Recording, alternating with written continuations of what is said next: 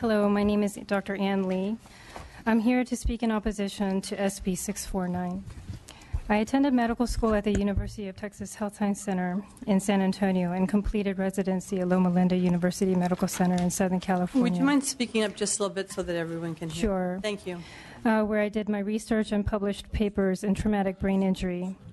Afterward, I accepted an academic position with Stanford Medical Center and was attending of the Polytrauma Traumatic Brain Injury Unit at VA Palo Alto Healthcare System, where I continued my research in traumatic brain injury. My recent focus has expanded to include treatment of neuromuscular pain and chronic inflammatory syndromes.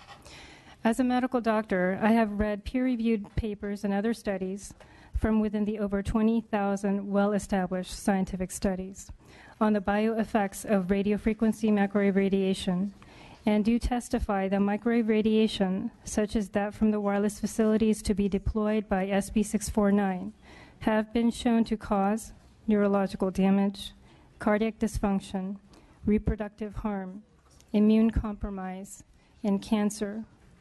Our body's function is dependent on the cellular electrical stability of its organs, and this bill would maximize California residents' exposure to high-intensity electromagnetic wavelengths that are foreign to the body.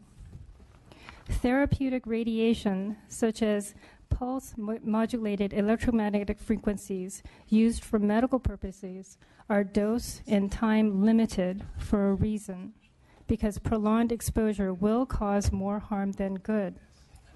Exposure to microwave radiation without cessation, while lacking consent, and contrary to the will of the people, will harm everyone in violation of the protection of safety guaranteed by the California Constitution.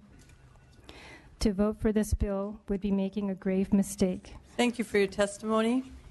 Thank you. Thank you. Next. I believe we have a couple of